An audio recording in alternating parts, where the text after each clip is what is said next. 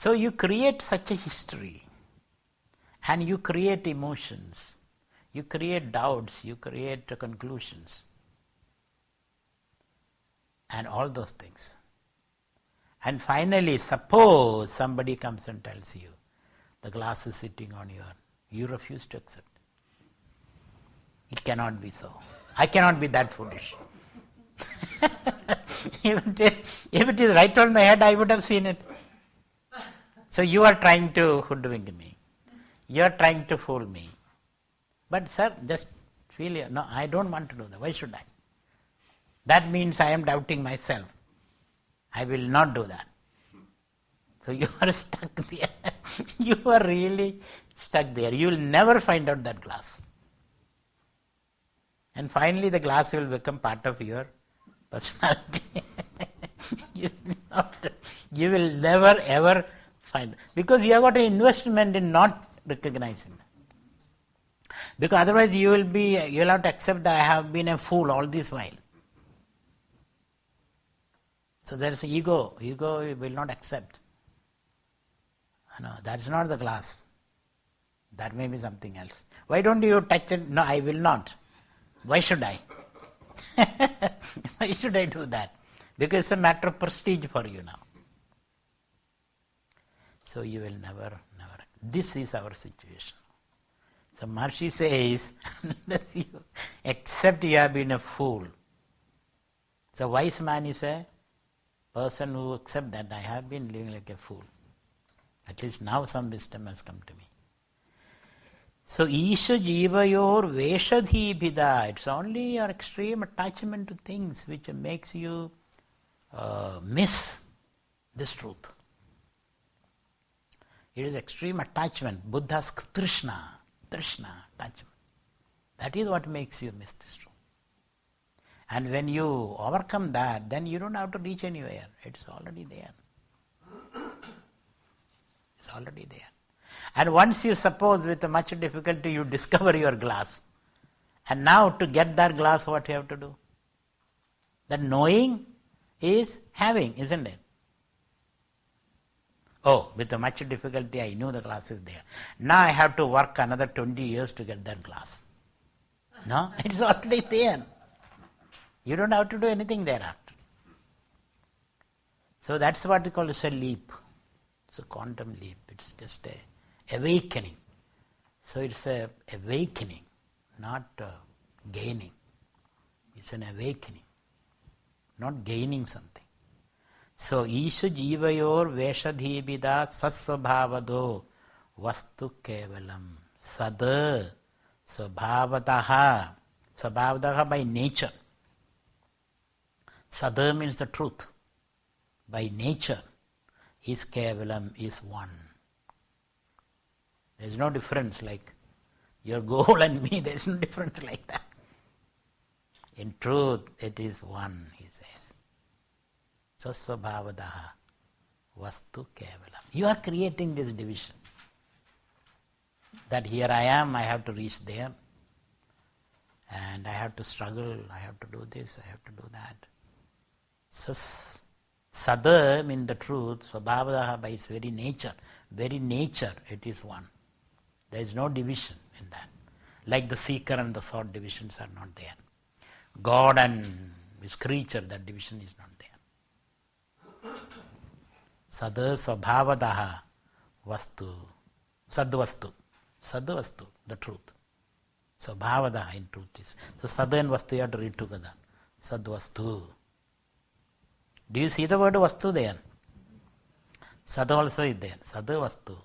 Sadvastu Svabhavadaha Kevalam. It is one. So at this point we have made all these differences. So therefore what should I do? The answer is Veshahanada Swatma Darshanam. Isha Darshanam Swatmarupataha. So Vesha means this costume. Hanada means when you transcend. When you go beyond your identification with this costume. By observing, watching, being reflective, seeing that this Vesha is perishable, including your ego is perishable, seeing that. Veshahanada, that's how you transcend it. So Veshahanada, when you transcend your attachment or affinity to the Vesha, then Swatma Darshanam, then you have the vision of who you are. That is where you see who you are. Swatma Darshanam. That Swatma is Satchidananda, that blissful oceanic consciousness that you are, you realize it. Veshahanada Swatma Darshanam. And this Swatma Darshanam is Isha Darshanam. So knowing yourself is knowing God. There is no other God standing out there for you to go and say hello. So that is that seeing you is seeing God. And to see me means what? Swatma Darshanam, will I go and see me? No. To see me means to be me, whatever I am. So it is not an objective perception. It's a subjective experience, please. That is why Isha Darshanam, Swatma Darshanam, Swatma Rubada. Its nature is realizing yourself, means to be yourself. So meaning there is no other, there is no activity in that. You are only just observing, watching, detaching, then you are yourself. That is seeing. You know that seeing always creates a epistemic confusion. The confusion is I will go and see like I see this table. No, that's not the seeing. It is being yourself. So Veshahanada Swatma Darshanam, Isha Darshanam, Swatma Rupata. So Maharshi made it very clear. Is it not very clear now? Very clear. Now, continuing. Atma Samsthiti Swatma Darshanam. Atma Nirdvayat Atma Nishthada. So he is giving you the episteme of knowing, epistemology of knowing. It is not an objective knowing, it is a subjective experiencing. So, Atma Darshanam, Swatma Darshanam, knowing oneself, seeing oneself means Atma Samsthiti, being oneself, being one's real nature. There is no other knowing. So you are, not you are seeing, but you are. And with that idea, when you see everything, you cannot see yourself. With this experience, you see everything, hear everything, touch everything, smell everything, eat everything. With this experience. So, Atma Samsthiti Swatma Darshanam. To see, Swatma Darshanam means to seeing oneself, means, what is its meaning? Atma Samsthiti, abiding oneself as oneself. Once you come to that level of realization, Atma Nirdvayat, you see nothing other than yourself. So, thereafter no experience will displace you from the center. There is no displacement thereafter. There is no loss of that state. Because you realize there is nowhere to go. It is all pervasive. You cannot go anywhere. Because whatever you see is a chidvilasam, it's a play of consciousness. Therefore, there is no displacement from that state. Because Atma Nirdvayat, Atma being one without a second, all encompassing. The fish cannot get out of the water. The fish is always in the ocean. Whether it goes down, up, this side, that side, it is always in the ocean. It cannot get out. Similarly, you being that, you cannot get out of yourself. You can get out of everybody else. Yourself. So this self being everything. There's no question of displacement. That is why total fearlessness comes there. If you are freshly entered into a place, then there is always fear, I may have to get out. But this being everywhere, this being your nature, two reasons. Being your nature, you cannot get out of that. Being everywhere, you cannot get out of that. So no further dualistic experience can displace you. That's why, you say that when I see a tree, that tree is my own manifestation. When I see a mountain, it's my own manifestation.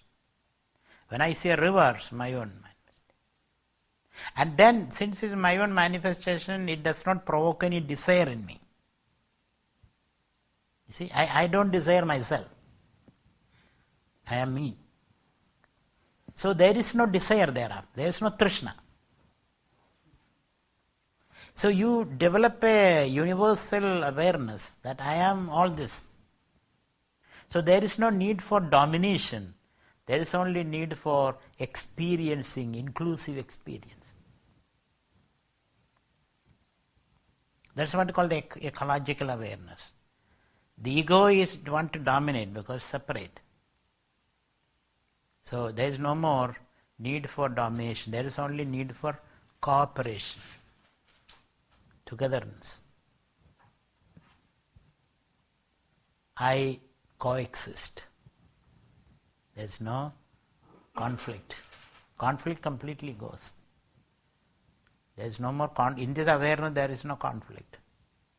That is why Ramana Maharshi, even if somebody comes to murder him, there was an instance, somebody came to steal things.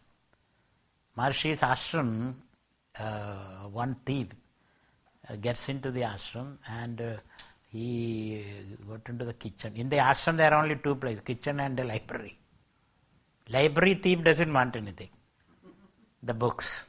He wants some vessels, steel vessels and all that. So he came to the ashram and he was about to take away. Some vessel fell from his hand and rolled on the ground, made a lot of noise. So whole ashram woke up and he caught hold of this thief. Caught hold of the thief and dragged him, beaten him up and brought to Ramana's presence. And he said, look at this thief, he came here and stealing things, we must really give him fit punishment. You know what Ramana did? He got up and prostrated to this person. And he said, I am really sorry. I did not know you wanted these vessels. I did not know that. Because this vessel should go to the person who needs it. Therefore, I think I am a thief by keeping this vessel here. And you are the legitimate person. And he told the manager, take this vessel and leave it in his house. People were stunned. Is he gone crazy, this man, this Ramana Maharshi? Why is he saying like that? Because his total vision is such. He did not feel perturbed. He could see a meaning in that apparently criminal incident. He saw some meaning in that. So that is his consciousness. He can never be displaced from that awareness. So Atma Samsthiti, Swatma Darshanam, Atma Nirdvayad, Atma Nishtada. Atma being one, all pervasive. There is no displacement possible. The fish cannot jump out of the ocean. There is no need also. Now continuing, Nirdvayada means oneness. Dvaya means duality, oneness. Just as you cannot take this chair from the space. Wherever the chair is, there is space, isn't it? You cannot take this chair out of space. Similarly, there is no further deviation. Continuing, Jnana Varjita Jnana Hina Chita Jnanamasti Kim Jnadumantaram. So this knowledge, jnanam, this wisdom, This wisdom which I have propounded now, jnanam asti, it is jnana varjidam. It is, varjidam means beyond. It is beyond jnanam, objective knowledge. Objective knowledge. So we have this objective knowledge, scientific knowledge, economics, politics, all these are objective knowledge created by reason and sensations and inference. These are the two ways of knowing. Inference and sensation and direct perception. Perception and inference. All our knowledge comes from that, objective knowledge. So inferential and perceptual objective knowledge. The knowledge, wisdom we are talking about is beyond that. It is not a collection of all these perceptual and inferential knowledge. So you suddenly realize this perceptual inferential knowledge is provisional knowledge, which can always change. What was knowledge yesterday is ignorance today. What was ignorance yesterday, knowledge. It's a subject to improvement and falsification. So this wisdom we are talking about beyond the objective knowledge, inferential and perceptual objective knowledge. And at the same time, ajnana hina chida. It is free from self-ignorance. Ajnana means ignorance.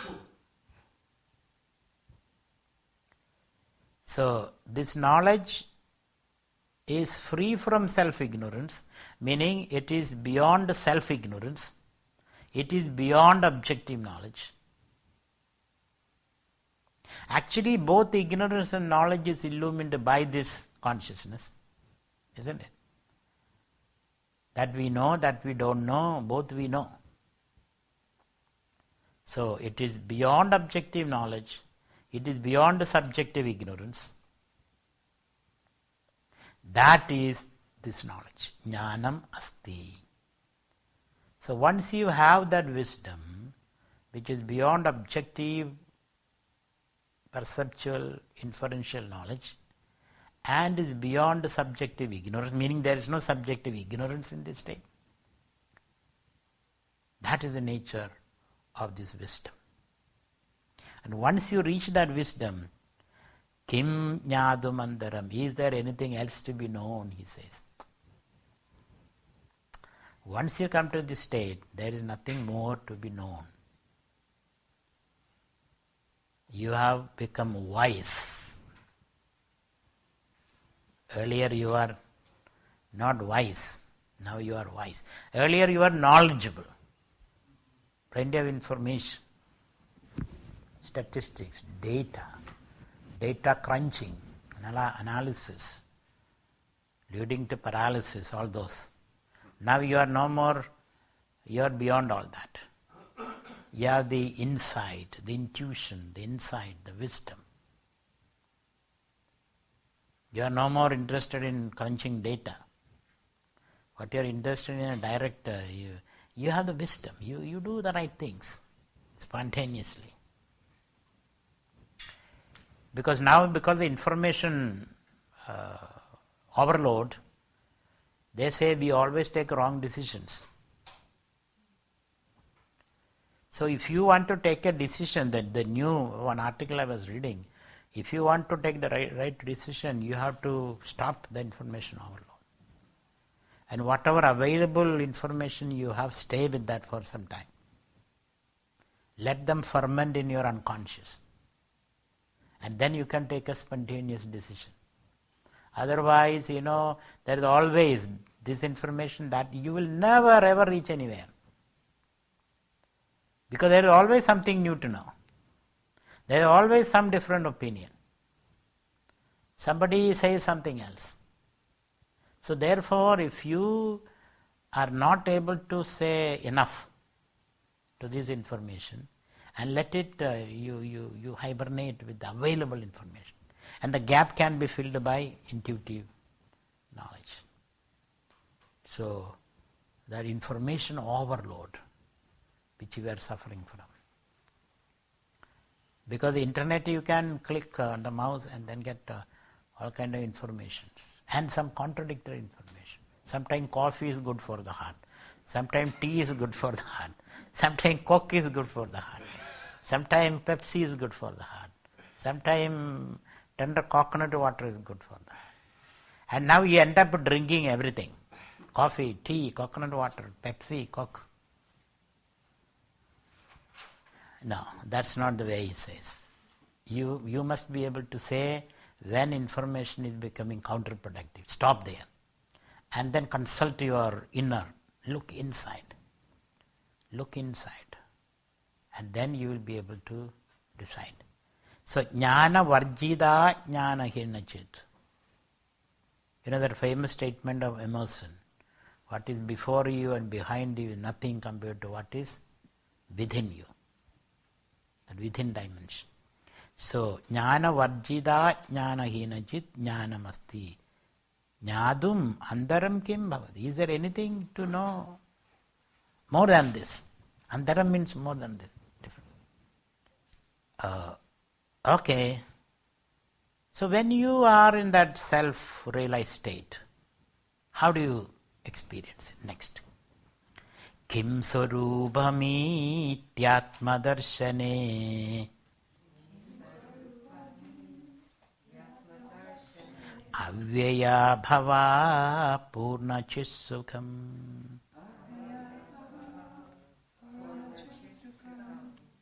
So, Atma Darshane Kim Sarubham. What is the nature of self-realization? Can you give me some description? Because we always need a description. Even if it said it cannot be described, you say try. Isn't it? Try to describe. So, Atma Darshane Sarubham Kim. When you are in that state, what is his nature? What is experience? And Maharshi answers, Avyaya, Abhava, Apurna, Chida, Sukham. He uses these 4-5 words. One he says Sukham, he says. It's a state of perfect joy. You know, Sukha, that word in Sanskrit is a very, very interesting word. Kha means space. Sukha means plenty. So you are happy when you have plenty of space. When you don't feel displaced, when you have no need to displace anybody else, when you are inclusive, when you are not in conflict, when you feel very spacious. That is the state of, the root meaning of the word Sukham is that. Sukha means space, spaciousness. You see, and then when you are happy, you can accommodate, isn't it? A lot of people. Oh, come. You invite to your house, come and stay with me when you are happy. When you are unhappy, you take the phone off the hook. You don't want to hook anybody there up. You don't want to meet anybody. So happiness expands your awareness, inclusiveness. You want to include everybody. Even your enemy you will invite. At that time you have an enmity. Please come, join me. But if you are unhappy, no place for anybody. You hate yourself in that state. So Sukha is a very beautiful word. Eudaimonic. Aristotle used the word eudaimonic bliss. Eudaimonism means when you are reflective happiness. Because in reflection you create space. In reaction you constrict space. Isn't it? So therefore, eudaimonic, if you want a big word, eudaimonic joy, you can say E-U-D-E-M-O-N-I-C. E-U-D-E-M-O-N-I-C, eudaimonic bliss. The other is hedonistic pleasure. Hedonistic pleasure. So in Sanskrit we call it Yoga Sukha and Bhoga Sukha. Bhoga Sukha is indulging in your desire. And whatever you get is Bhoga Sukha. Then you become very constrictive. In Bhoga Sukha you want to deny everybody else. You know, you go into a room. Suppose I give you a laddu or an ice cream. You go to your room, shut the room and enjoy it, isn't it? Lest you may have to share with others. But I show you a moonrise. Look at this. Look at this moonrise from this window. Your first tendency is to call everybody. Please come. Watch this. There you want to share. Here you want to enjoy it in private. Deny others the joy. That is called Bhoga Sukha, where you deny others and you aggrandize. Whereas Yoga Sukha, you share. That's a different Sukha altogether. That is eudaimonic joy. So, Kim Swarupam Ityatma Darshane, one is it is Sukham. Second, it is Chida, full awareness. Full of awareness. You are fully lighted up. Awareness. So awareness makes you very light. When you are not aware, it makes you very heavy, isn't it? If you didn't have a good sleep in the morning, when you wake up, what do you feel? Very heavy. If you had a good sleep and good motion, you feel very light. So awareness gives you a feeling of not only lighted up, you also feel light. Both the same spelling, but different meanings. So that is the meaning of Chitta. Then another feeling you get is Apurnam. You feel bubbling with you feel full, the fullness of being. Apurnam. Apurna I would translate as inclusive. You feel inclusive. Apurnam. Then Abhavam. Abhava means you feel stable. There's no ups and downs for you. Bhava means to up and down. Bhava means manifest and manifest. Those ups and downs, you feel stable.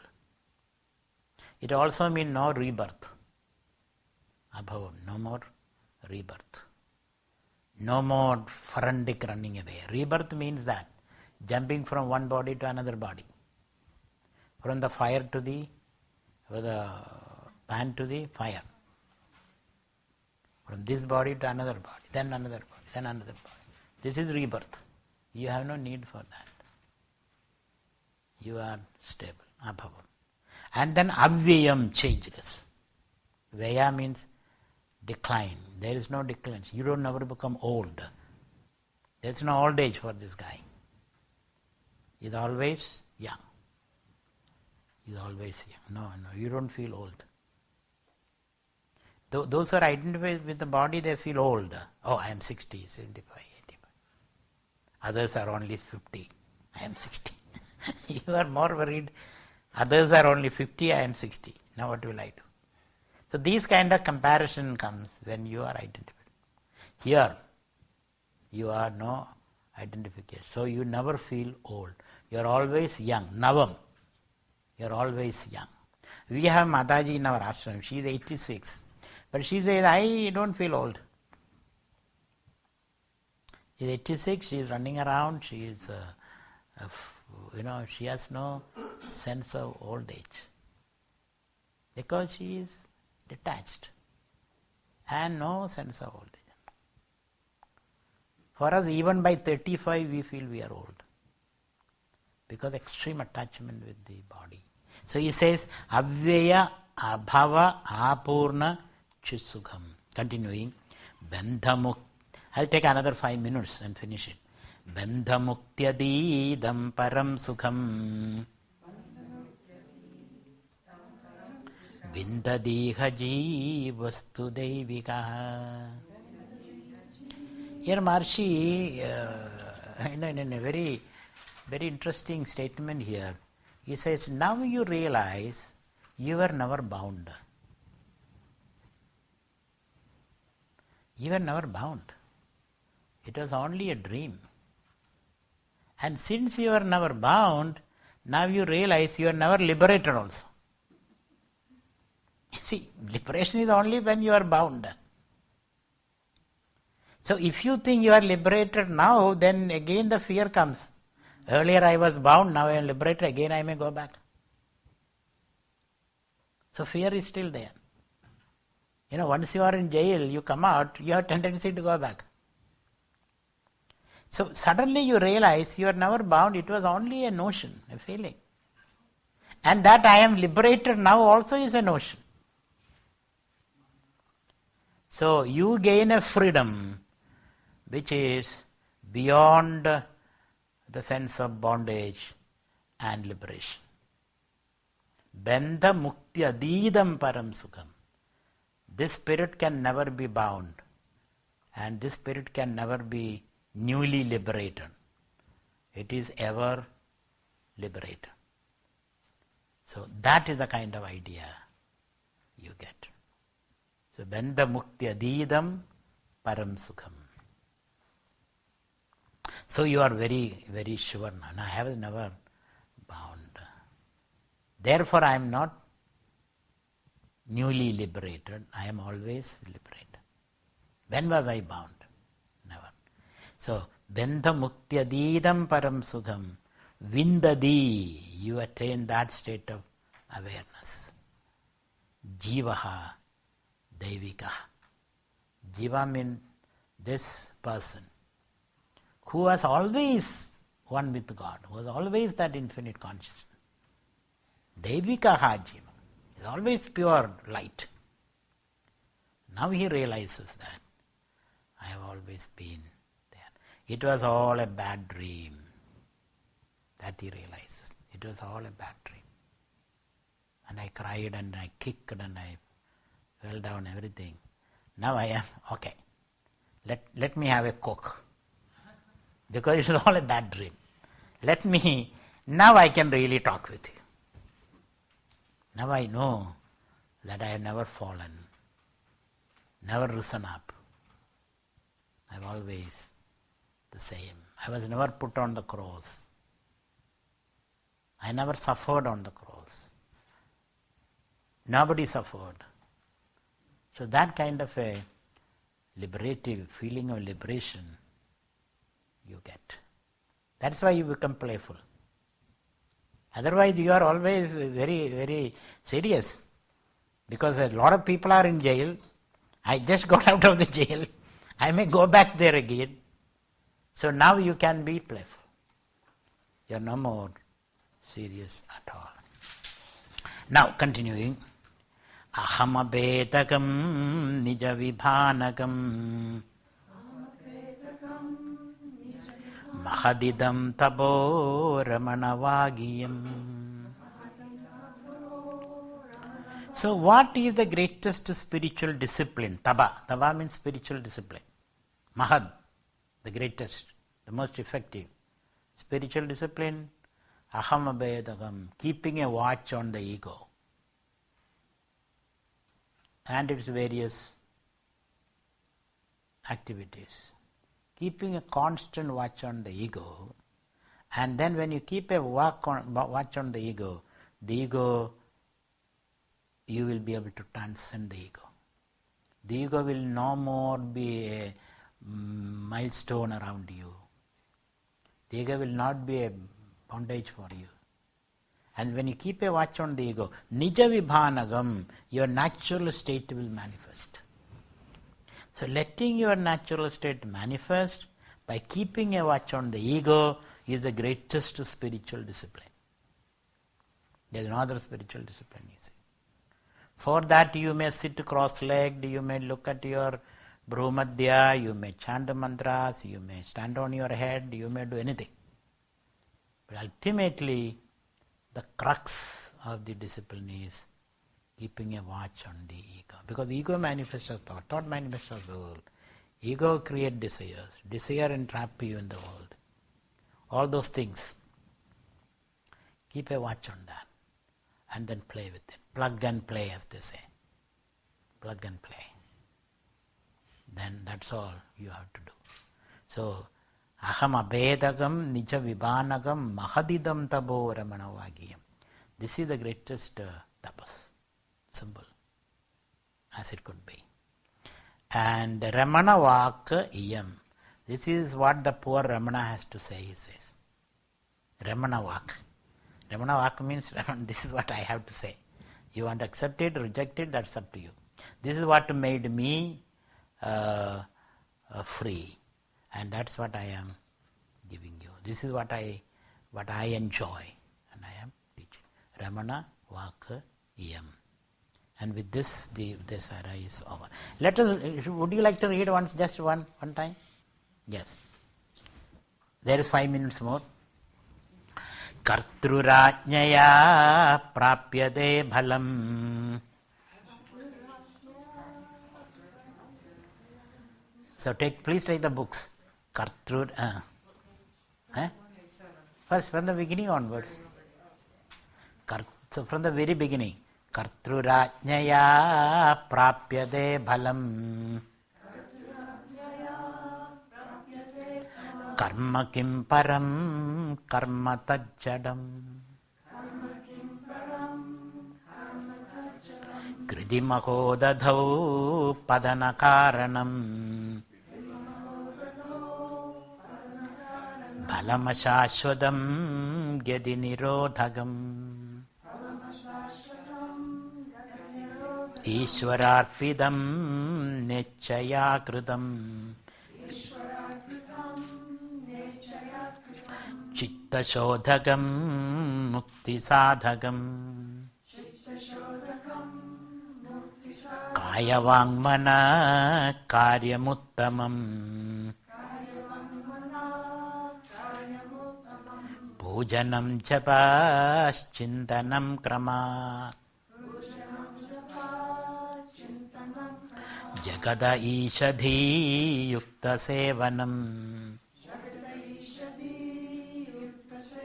Ashtamurti bhrad deva pujanam. Uttamastavad uchchamantadah. Chittajam jaba dhyanamuttamam. Ajyadharaya srodasa samam. Sarala chintanam viralataf param. Bheda bhavanat sohamityasau. Bhavanabhida pavani mata. Bhavashunya sad bhavasustidhi. Bhavana belad bhaktiruttama. Hrustale mana swasthada kriya. Bhakti yoga bodhascha nischidam. Vayurodhanad liyate manah. Jalapakshivad rodha sadhanam. Chittavayava chitkriya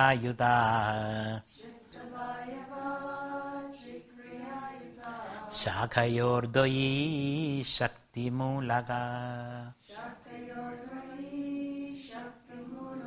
Laya vinashane ubhayarodhane. Laya gatam punar bhavadino mritam. Pranabandhanad lina manasam. Ekachintanat nashametyadaha. Nashtamanasot krishta yoginaha. Krityamasti kim swasthitim yataha. Drishyavaridam chittamatmanaha. Chittvadarsanam Tattvadarsanam Manasam tu kim margane krude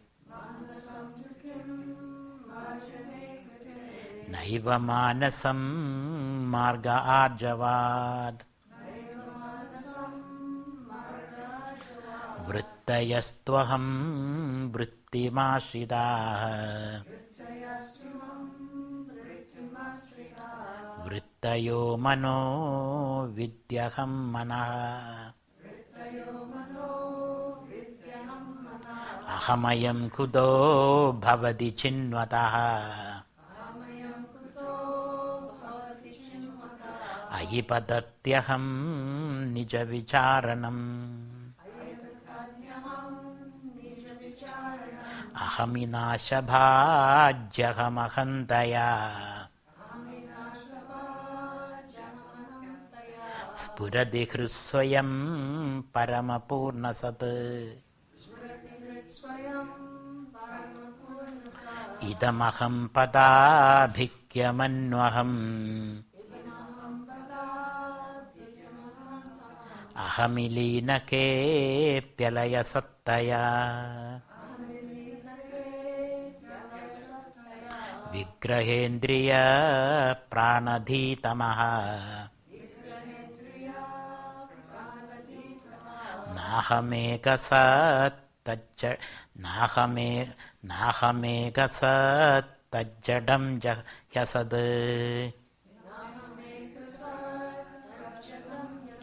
Sattvabhasiga chitkva vedara Sattayahi chit chittayahyaham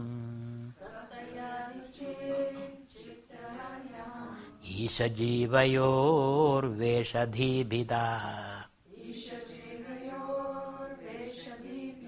Satsvabhavato vastu kevalam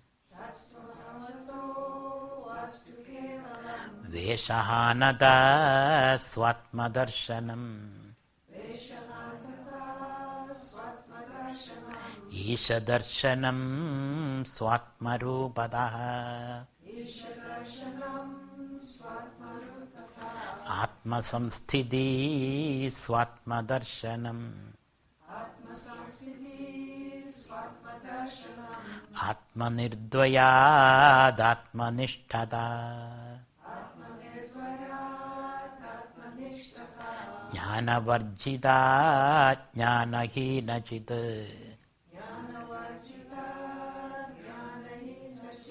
Jnanamasti kim jnadumantaram Kim sarupamityatmadarshane Avyaya bhava purnachit sukham Bandhamuktyaditam param sukham Vindadiha jivastu deivikaha Ahamapetakam nija vibhanakam Mahadidam tabo Ramana vagiyam Ahamapetakam nija vibhanakam Mahadidam tabo Ramana vagiyam